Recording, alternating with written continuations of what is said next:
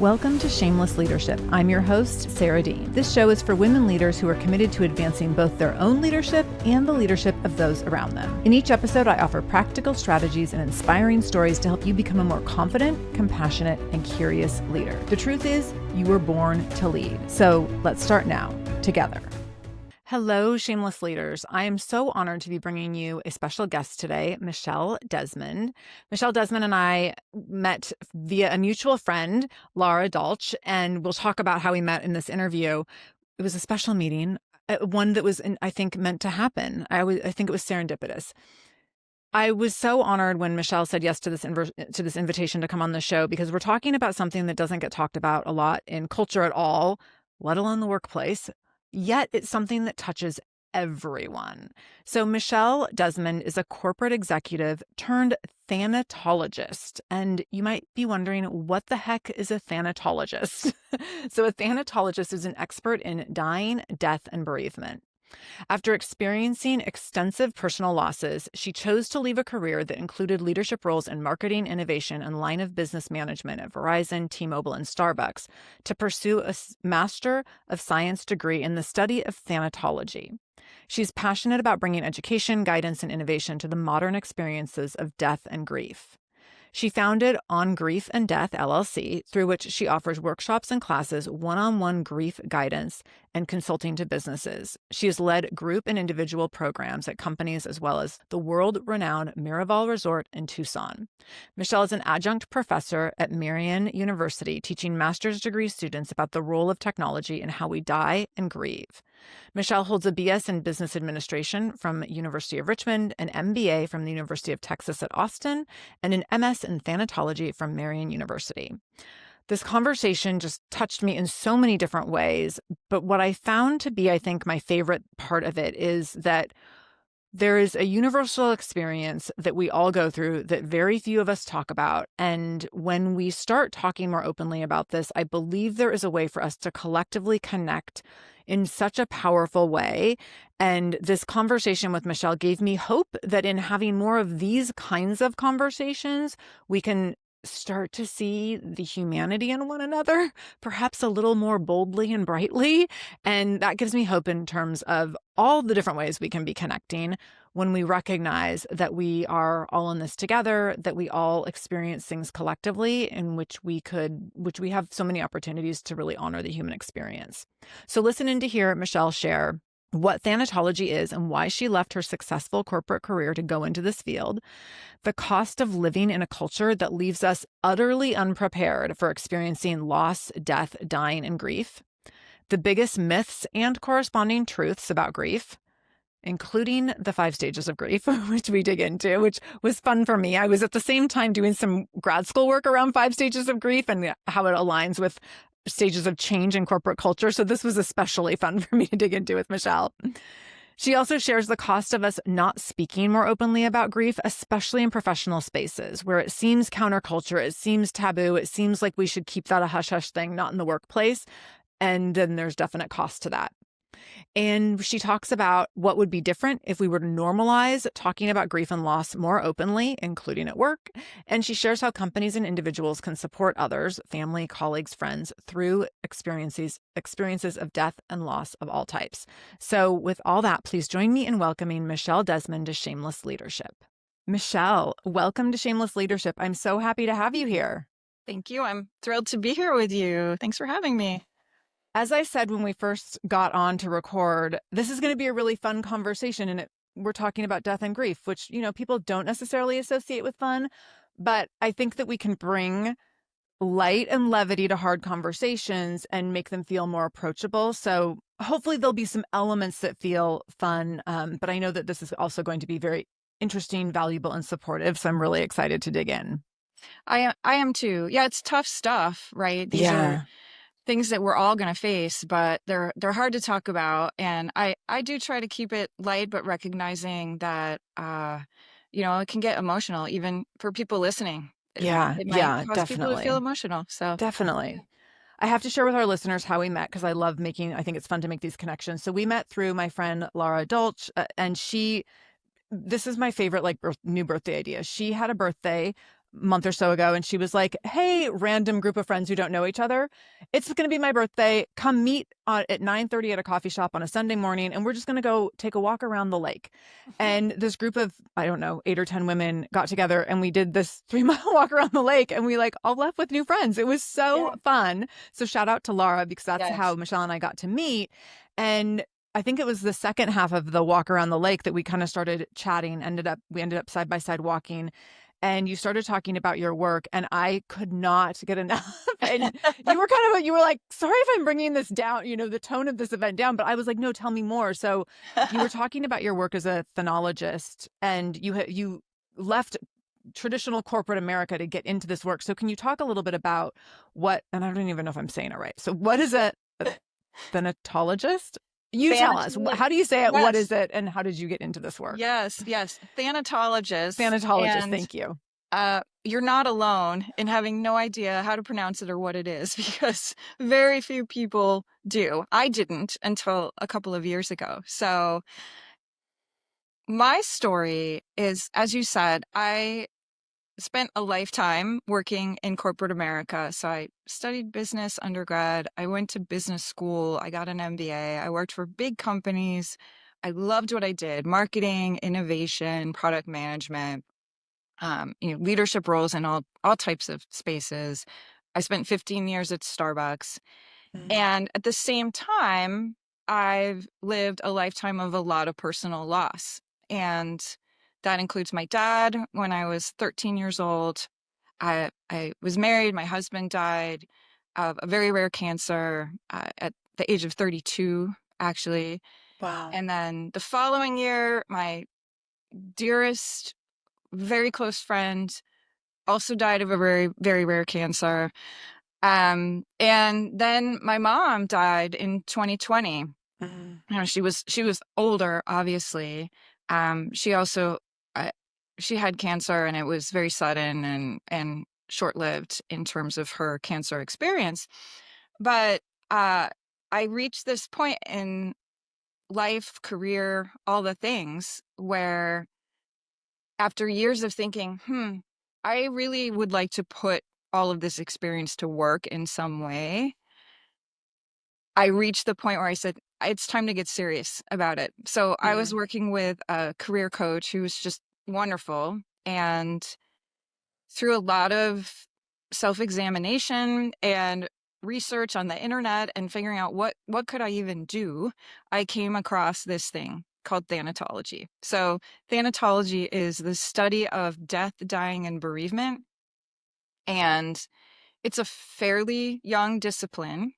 But it's really multifaceted. It's got a little bit of psychology, sociology, anthropology, the arts, ethics, and one can get a Master of Science degree in this area. And so that is what I did. After 15 years at Starbucks, I hung up my green apron, as we like to say at Starbucks, even though I never did the hard work of barista responsibilities, but I hung up my apron and I went back to school and became a thanatologist, which is an expert in death, dying, and bereavement.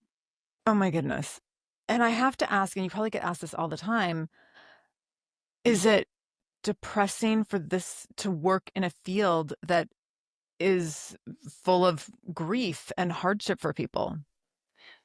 It probably should be more depressing than it is for me. I think it's really hard. It's very difficult subject matter, obviously. It makes a lot of people uncomfortable. I think the gift that my own experiences have given me, if nothing else, is I'm not uncomfortable with it. I'm not afraid of it. In fact, I'm so comfortable in it that I was drawn to do work in this area. And for some reason, studying it all the time, working on it, having conversations about it doesn't really bring me down. It actually energizes me, because I've become so passionate about the opportunity to help people who are dying and preparing for death and grieving both death losses and non-death losses. There's so much need that I just kind of wake up every day excited to do the work. It's not for everybody, but I'm glad that it's for me. It's really nice to be at this point in life and to have found something that means so much to me. Yeah, that makes a lot of sense.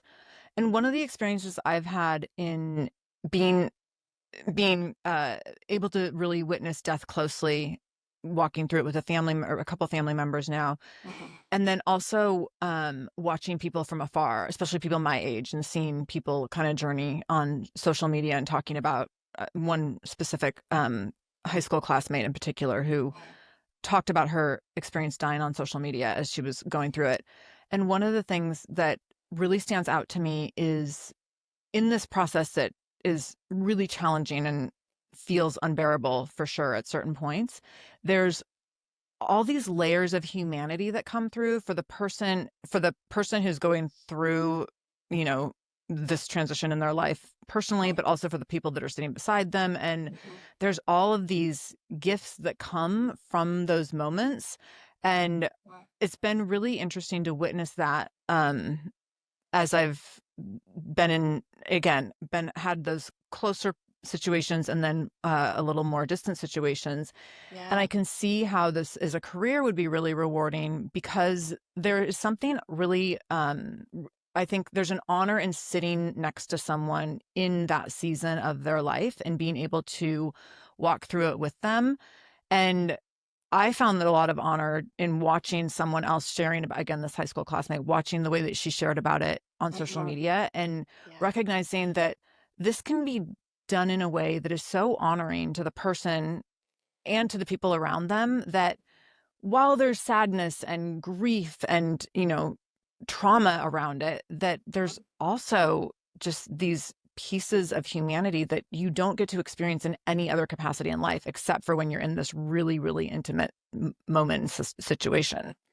That's absolutely right. It's such an essential human experience, both for the person who's dying and those that are with them, or as you said, even your experience of observing over social media. There's so much humanity. There's actually a lot of beauty in it too. You know, I think about caring for my husband, and it was really difficult, and I've captured this story in a couple different places, but it was also really beautiful in a lot of ways, right? The connection and the care and just observing him and his strength, and it left me a better person. Actually, one of my friends said that to me. You're a better person for having loved him and cared for him and seen him through this experience. And it was really hard I think for all of us in facing these things, but we kind of have to face them at some level.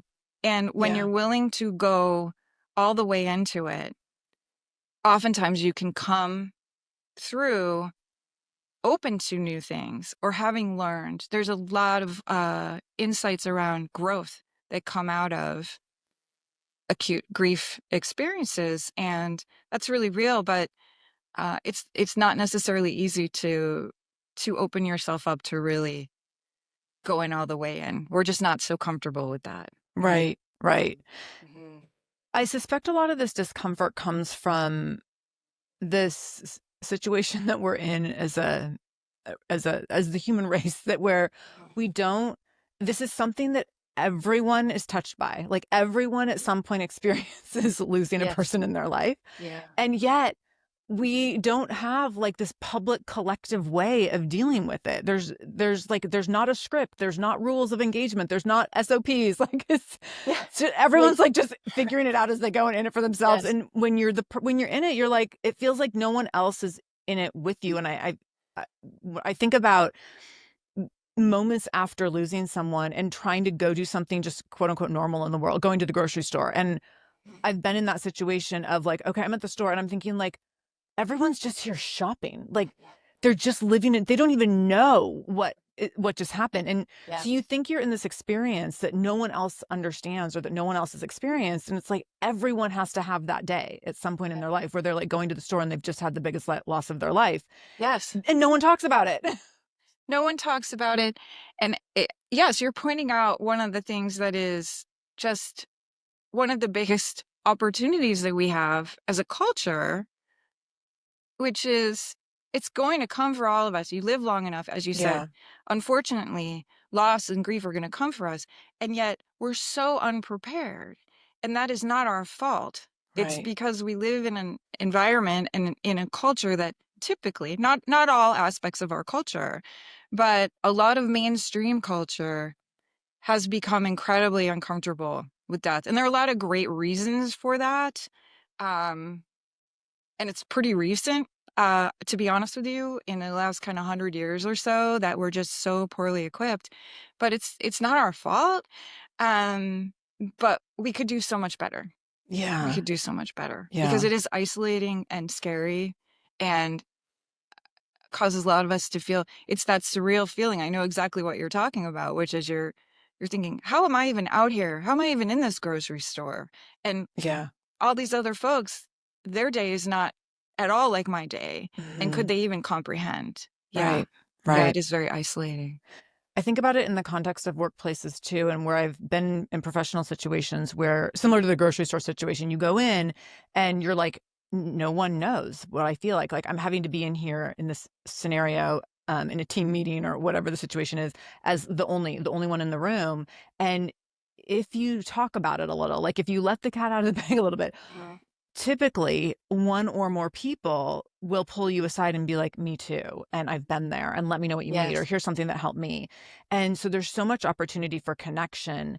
And I think that having some tools or again, and some normalcy, which we'll talk about normalizing this in a little bit, but having some tools and normalcy around this, I think would go such a long way.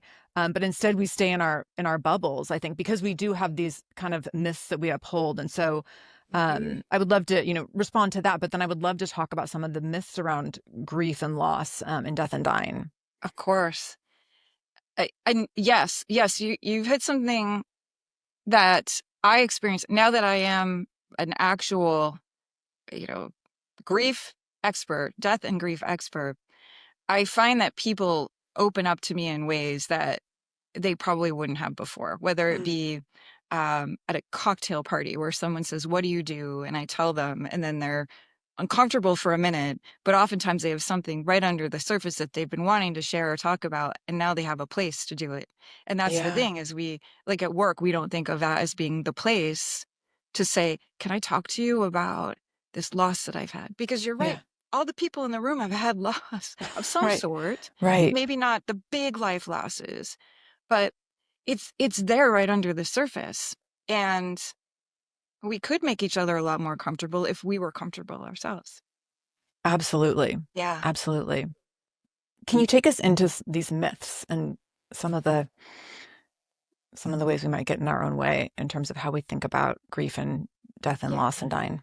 Yeah. So if we know things about grief, which is kind of an if, right, as we've established, that sometimes it just comes at us and we don't know anything about it. Mhm. But one of the biggest myths out there is that there are 5 stages of grief. Ooh, debunk this, because I feel Right. like this is I'm a sure. big one, and people are very like. I think this has become very common culture to be like, I'm in this stage.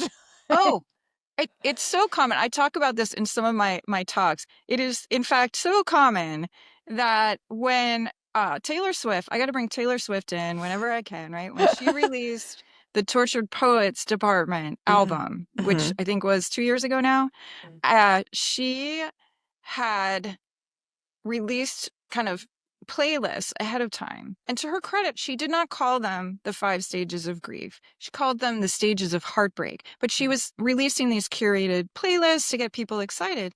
But the press, like Teen Vogue, all sorts of media attached to what she was doing and says, Taylor Swift explains the 5 stages of grief. Wow. And first of all, she was not explaining the 5 stages of grief, but it's so embedded, Right. right? That Right. that that Teen Vogue could use that as a headline, and people go, "Oh, yeah, okay. Like Yeah. I've heard of the 5 stages of grief."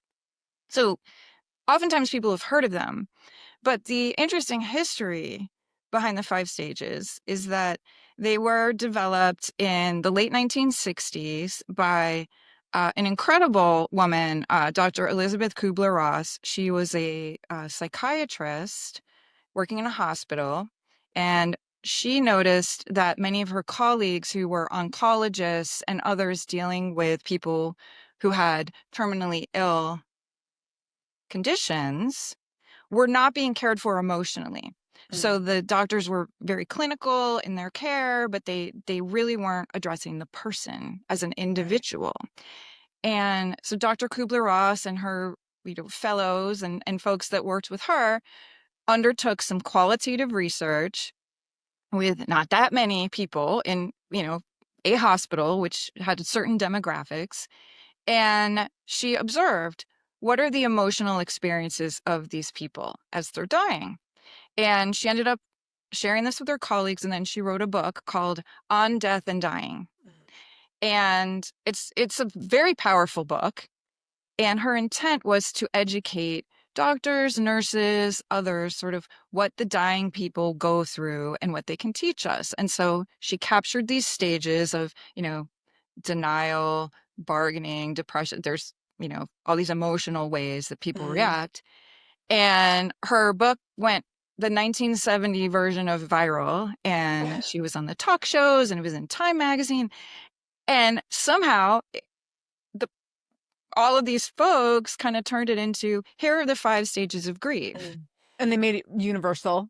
And as you can imagine, right, the emotional experience of someone who's facing a known death, we're all going to die, right? But when you've been told you have something and it's probably going to end your life fairly soon, it's a very different emotional reaction than what we have experienced as humans when someone we love has died. Right. And so the challenge with this is that I don't know why it took hold. And Dr. Kubler-Ross, initially at least, was trying to help people understand, no.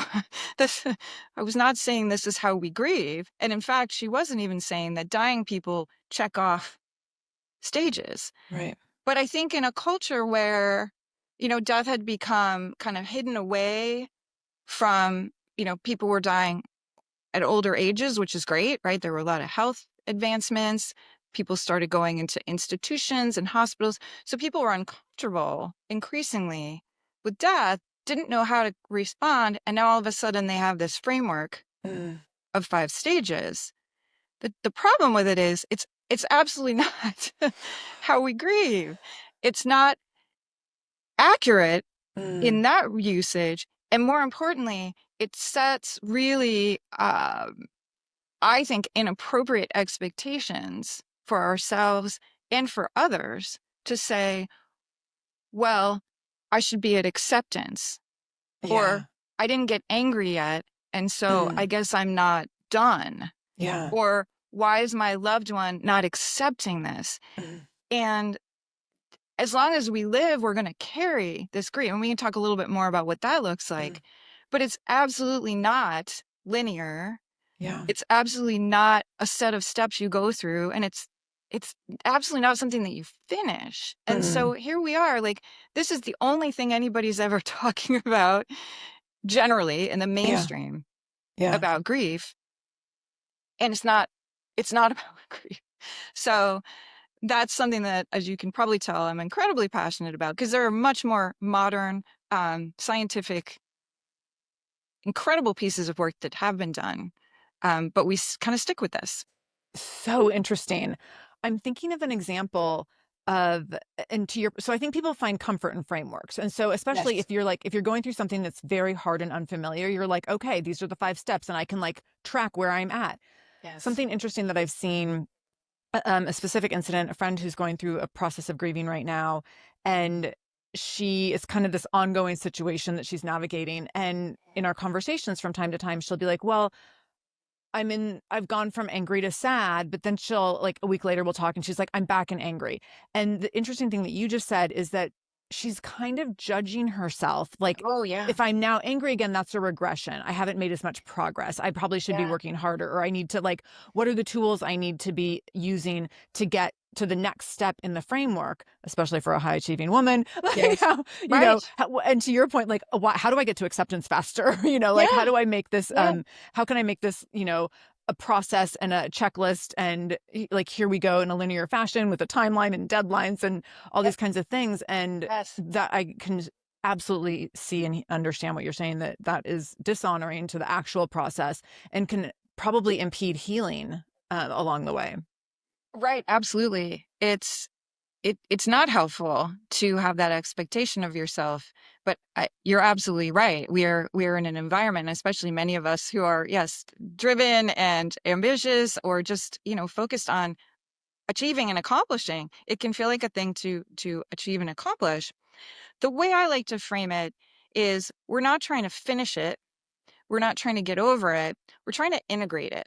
So part of Mm, the healing process around grief is taking that relationship that you have with that person and honoring it, and finding the way to make it a part of your story. It is a part of you, and shifting from something you can touch and feel that person and talk to them, to how am I holding them in my memory and in my story.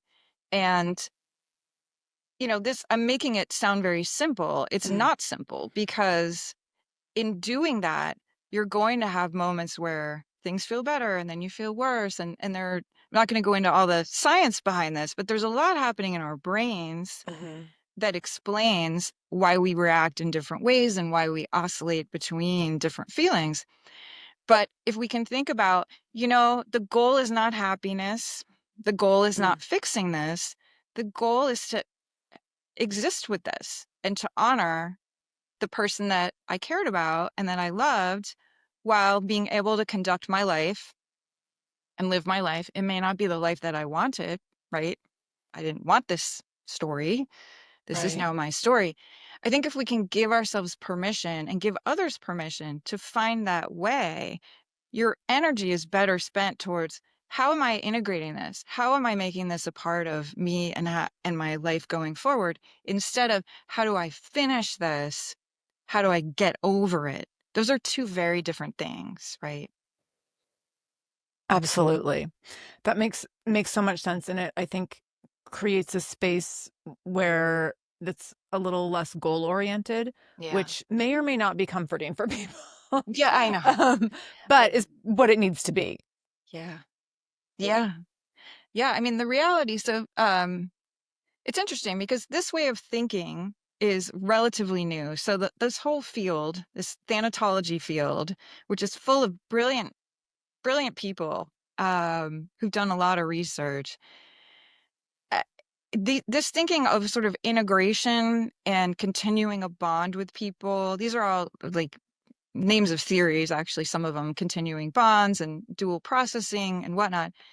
These follow a way of thinking from, let's say, Freud 100 years ago, which was all about get over it. Freud was very Mm, much of, that you've got to disassociate from that object of your desire, right? And his Freudian model. And his initial work was very much in that space. And so it is a little more modern take to say, you're not trying to sever anything. You are continuing. But there's hard work with that. And yeah.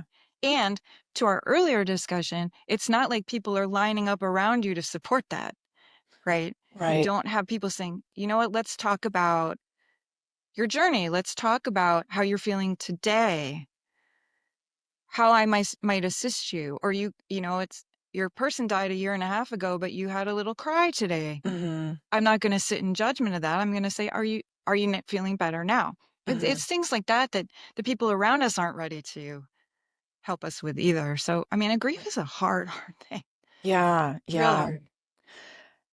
I think that this makes it makes it harder to acknowledge that it isn't something that we can complete and like check the box and be like, okay, we're done with that. Mhm. It's also interesting as we think about supporting people who we know who've gone through loss, or working with people and making assumptions. And I think that these are assumptions that are so easy to make, especially in relationships that are a little more arm's length from us. So Mhm. professional relationships being a good example. Yes.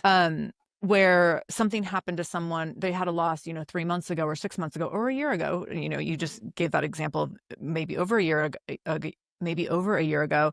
And we think they're being really cranky today. Like, how dare they're in a really bad mood. How dare they take it out on me?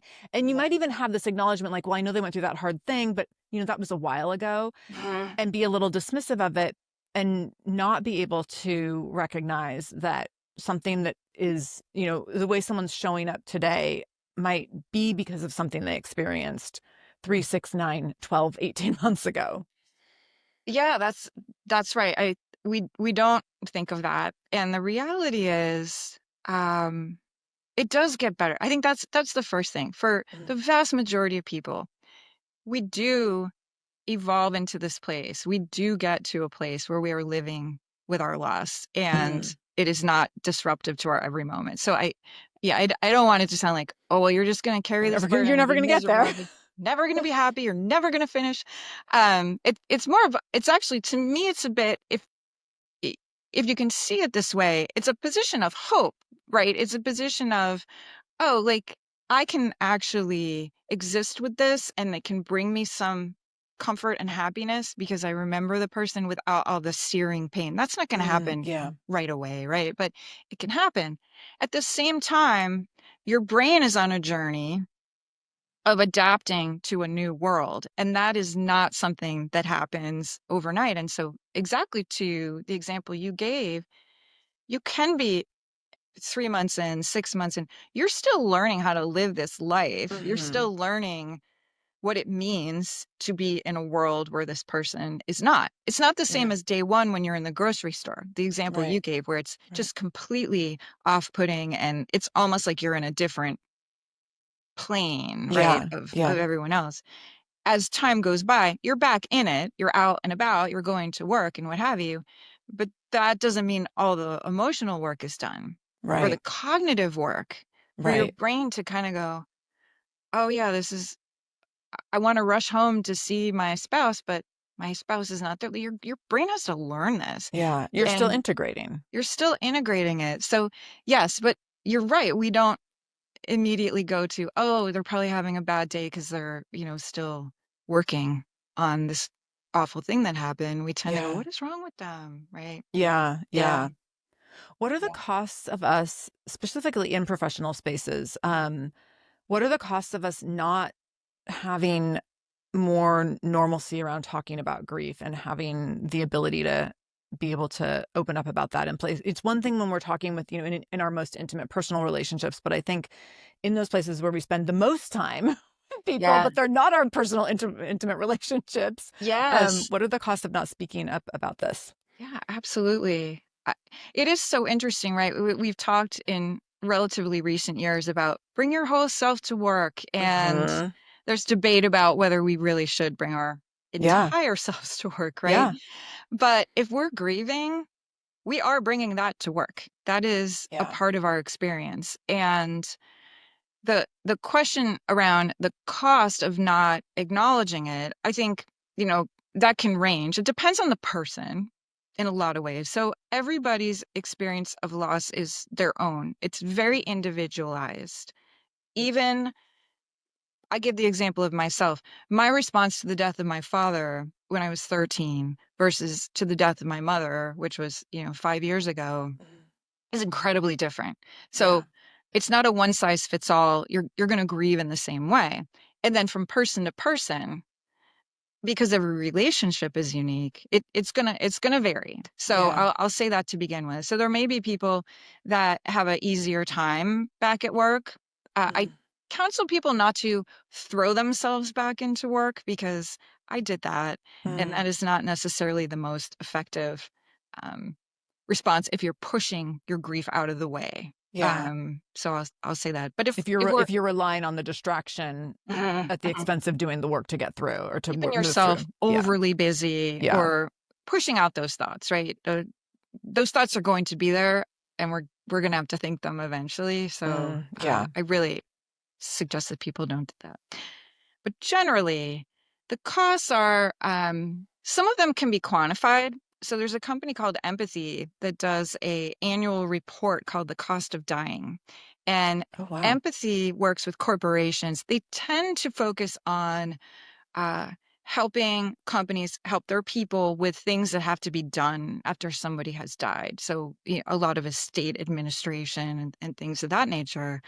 But they've done some research, and not surprisingly, virtually everybody has some sort of either physical and or mental effect of a loss. So Mm, at minimum, if we're not kind of recognizing that people have loss, we might also be diminishing, physical and emotional reactions they will have, and that can alienate people. yeah. Right. So if we're not acknowledging that they might be having a challenge, that's number one. They've also found some interesting information about people.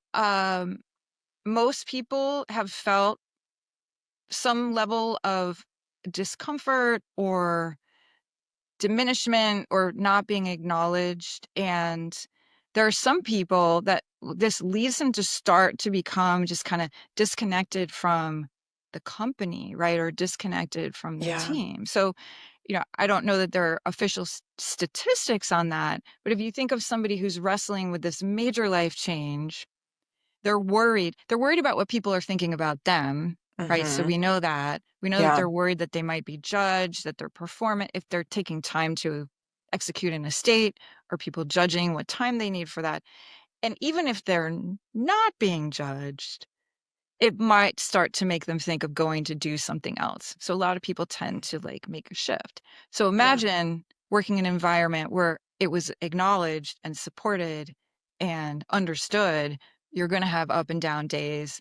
You have responsibilities of, kind of closing things out, what have you. Imagine how that might make for a better workplace experience for that Right. person. It might stimulate more loyalty by that Yeah. person, right? So there's just a lot that can happen, kind of real or perceived, at Yeah. work when we don't address just even the fundamentals. That makes a lot of sense. And when you mentioned that, having the space to be able to navigate things as you need to navigate them can build loyalty, I also think about how having the ability when there's openness about like, let us know what you need, and like, we want to be supportive, as kind of a corporate message, then what are the kinds of conversations that are happening between a leader and a direct report, or between two colleagues, maybe of the same level, or maybe between like jump level? I mean, there's just so many different directions. Yeah. And what does that do for relationship building that builds just psychological safety amongst the organization? I'm thinking of a friend who has Mhm. cancer right now, and the support that she's gotten when she's been out for a second round of treatment, about a year after going through a first round of treatment, and some of the ways that people have shown up for her. Mhm. And I think about like loyalty, yes, but I also think like it's almost like this opportunity to build relationships that were strictly professional, but now they've become personal because there's this opportunity to let people in this new way. And Yeah. it's been really interesting to see how this has impacted her and just the ways that people have shown up. But I think that there's such an opportunity for us to uh, uphold humanity and dignity in this process, that it it builds relationships in a really unique way in a corporate setting, that it's like loyalty for sure. And like, you're building and I don't want to use the word like you're building family at work, because I know like that's not necessarily the goal. Pros and cons to Right. family at work, right? Right. But there Right. is these added layers of like familial elements that do Yes. go such a long way. Oh, absolutely. Absolutely. And I think every company has its own culture, Hmm. right? And some people might feel more comfortable in certain cultures versus others Yeah. in kind of engaging their colleagues. Hmm. But even I would say for my own personal experience, so I went through a lot of caretaking with my husband, and I didn't really talk about it at work. And I worked for a company that is all about human connection, right? So it's a very it's a very warm culture, Yeah. and very much about like, let's have a coffee and Yeah. and connect. And it's interesting because I very recently made a post on LinkedIn about that experience of caretaking. I posted a picture of some medication logs. So handwritten, all the pills that he was taking around the clock. And I did it kind of, to kind of let people know I was a person who did all this, but if you worked with me at the time, you probably didn't really know. No idea. No idea that you were like living on a 3-hour stopwatch. Exactly. Round the clock. And if you're doing that now, I see you. Yeah. Right. You are seen by me, but others may not understand it. And so it's kind of it's a long post. But what's really struck me is the comments. So comments from people that I've been close to, a comment from somebody who worked for me at the time, who said, she said, I still don't have a concept of this, but I didn't have a concept of it. And the fact that all these many years later, right, we were 13 years later, people are sharing things on this post, their own experiences that I'm certain they also have not been fully sharing at work. Yeah. And you're right that I think it's such a valuable thing to be able to engage with people that you work with and to feel a more human connection to them, and showing up for people when it really matters too. And especially, somebody with cancer, the more the disease progresses, the more people tend to pull back because it's scary. It's really scary and uncomfortable. And when you find those people and your colleagues even that stick with you through it, it means a lot. Yeah. Yeah. Yeah. So how can we better support those around us and better support ourselves, like giving ourselves grace in these periods, but also how can we better support the people around us through experiences of death and loss? So whether it's, maybe let's start within the context of professional environment, since we're kind of right there, right, talking about that right now. But if you want to extend it beyond that, yeah, absolutely. Well, there's a few things. I think for companies have a lot of opportunity.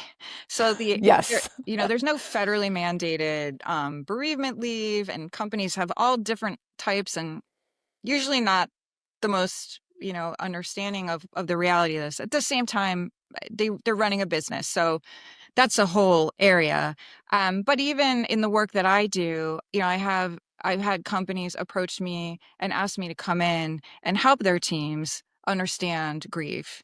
And oftentimes, like, this is associated with something that's happened with one team member. But the benefit is that people come away saying, wow, I didn't know these things. And so they appreciate the employer both supporting the person who's had the loss, but also supporting them as a human in how to interact with the people, right? And there are many companies that are not doing that. There are many companies that don't even let anyone know when somebody's had a loss, right? It runs the gamut. So I think companies themselves have a lot of opportunity. And then as individuals, as colleagues, I think the most fundamental thing is to support and acknowledge just through saying something. And it sounds so simple, but especially in a professional environment where we're not really sure, right, how much should we say, what should we do? When nothing is said, it leaves that person feeling very isolated and very alone and very uncertain. And so even if we don't know what to say, we can say, I'm happy to see you back. I missed you. I'm glad to see you. I don't really know what to say about your loss. I'm not comfortable, right, being vulnerable and saying, I'm not even comfortable that I'm going to say the right thing, but I want you to know that I care. Yeah. These are things that can be very intimidating for people to even approach that conversation. Right. But as coworkers, being able to show up with that minimum level. And to your earlier example, right, if there's something that's relatable where, you come across somebody who's having a similar experience to what you had, to offer up, to say, I've had something a bit similar happen in my own life. And if you want somebody to talk to who's kind of walked that road, I'm here to talk to you. Right? Yeah. It's just those things, those can really, really make a difference. Yeah. I've talked about this in a couple different contexts before, But I think one of the most helpful things when we are going through a hard thing is being able to talk to someone who is either going through that same hard thing at the same time, or who has been through that hard thing and can kind of speak to the really specific like layers of nuance. Yes. And there's people who haven't been through the same thing that you've been through, and they will put their best foot forward, and they will they will express empathy, and they will want to be there for you, and that is really lovely. But those opportunities to connect with people who've walked through the same thing or something really similar, especially if it's something that is not commonly experienced, or not experienced in the way that you've experienced it or what have you, I think there's just that can be such a huge gift. And I've experienced that myself, where you find like the one person and you're like, oh my gosh, I didn't know there was anyone else like this. Or I've seen, I went through this when my son was a newborn, and some things that were happening at that time. And I've also gone through it since then in other capacities as a parent. But I've also seen people go through this, a good friend going through, the loss of a child, a good friend going through a divorce, a good friend going through cancer, being able to connect with someone who has a really specific, similar experience. It can be a game changer. And I think that if you don't, I think there's situations where if you don't have a lot of proximity to someone, you can recognize like they're going through this thing and I went through it, but I don't know if I know them well enough to bring it up. My experience across the board has been, and I want you to chime in as the expert here, that it's so helpful, and you don't need to have proximity to that person. You can have some, be a few layers away from them and be like, hey, I know we don't know each other super well, but here's something that's relatable and I'm happy to share, because people are, just, that means the world to someone. You're absolutely right. And you said a couple of things that I want to hit on. To the last point that you made, yes, there are enough people that shy away from a loss and say nothing, that when somebody who comes forward and says in a vulnerable way, hey, I'm here, we don't know each other that well, I'm here, I've had this, I'd be here for you, without the pressure, right? So without the expectation that they're going to take you up on it. But to offer that up, that's a real gift, especially if somebody is feeling adrift or nobody understands. Right. 100%. I would also say, to your point about finding community and people that you can relate to, I think one of the really great aspects of Facebook that remains are these communities where you can find people. And I joined, gosh, it's 15 years ago now. I joined an online group for the cancer that my husband had, and he was uninterested in, kind of engaging, but I met these people, right? That it's very rare cancer. So you find a very small group of people who know exactly what you're talking about. And that group it exists today. Unfortunately, it's a lot bigger. I'm not really active in it anymore, but people talk about diagnosis. They talk about types of treatment. They talk about death. They talk about memorializing people. They remember members who have died. And that's a very unique thing, right, to find. So if you have to find it online, or you can find it amongst your friends or in the community. So, here in Seattle, I'm actually on the board of the Healing Center, and they are an organization that offers peer support. It's, kind of moderated, expert overseen, but peer groups for all different types of losses. And that's accessible to people, who want to go to a group setting. I think it's very much what works for you. What is how do you find your space? Or you're a person who prefers to listen to podcasts or read books, or just find relation in any different way, but knowing that there are a lot of different potential avenues for community. Absolutely.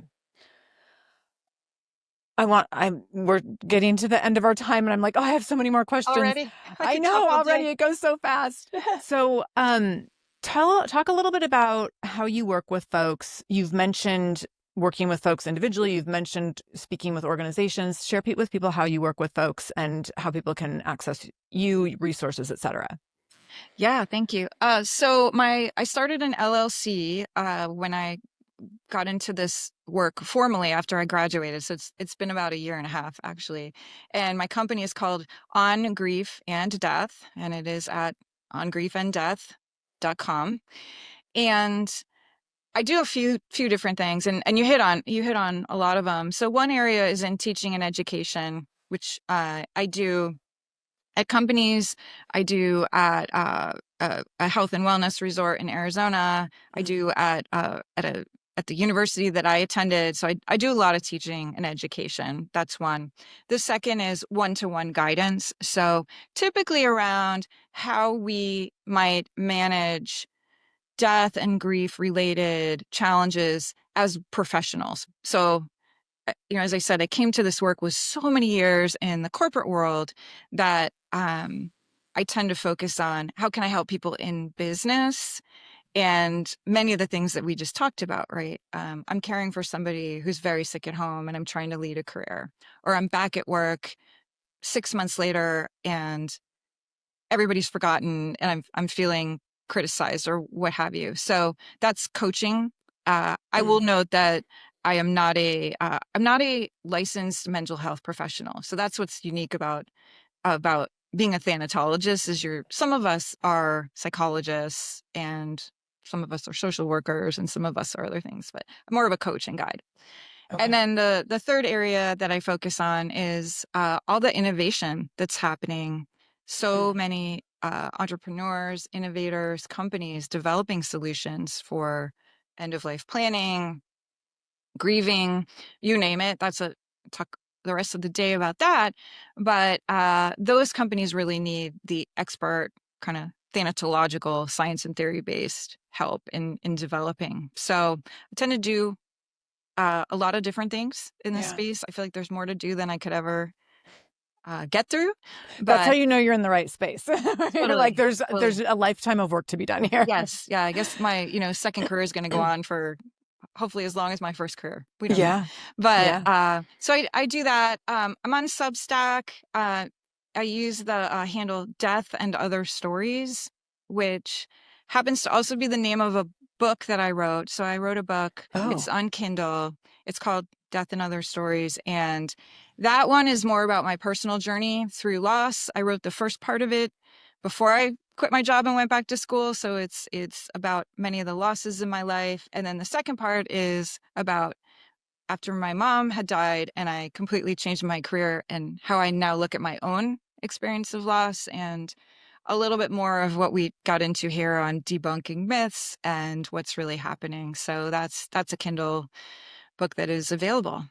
I love it. So I'm going to link everything up in the show notes. So if you go to sarahdean.com, to the podcast link, you can scroll down, find the episode with Michelle Desmond, and then we'll have all these things linked up. So you can just pop right through to your website, your LinkedIn, your Substack, and then your book. Oh my gosh, Michelle, this was so fantastic. Final question for you. Can you tell us how you're currently showing up as a shameless leader? Oh, yeah, I love this question. For me, what I think I'm doing is paving new path. I'm paving a path in an area that a lot of people aren't thinking about and where a lot of leadership is needed, actually, especially connecting the kind of science side of things to the reality and the human side of things. And I don't find a lot of people doing what I'm doing, and I am excited to figure out more about what that looks like and help more people. I love it. Oh my goodness. Thank you for being here. And thank you for bringing just so much light and support to something that's really challenging, but again, that will impact all of us in one way or another, if it hasn't already. Anytime you can open up, I think anytime we can access these kinds of conversations with people, we build our opportunity to just be in a better human experience with one another. So I'm so grateful for you and for the work that you're doing. And thank you for spending time with us here today. Thank you for having me. I enjoyed it a lot. Thank you for allowing me to spend time in your ear today. If you liked this episode, be sure to subscribe to this channel. To learn more about my speaking, training, and coaching services, visit saradean.com. That's SARADEAN. I would also love for you to connect with me on LinkedIn at saradean.com/LinkedIn or on Instagram at saradeanspeaks. I love hearing from my listeners. Thank you for showing up for yourself today. I see you, I hear you, and I'm holding space for you today and every single day.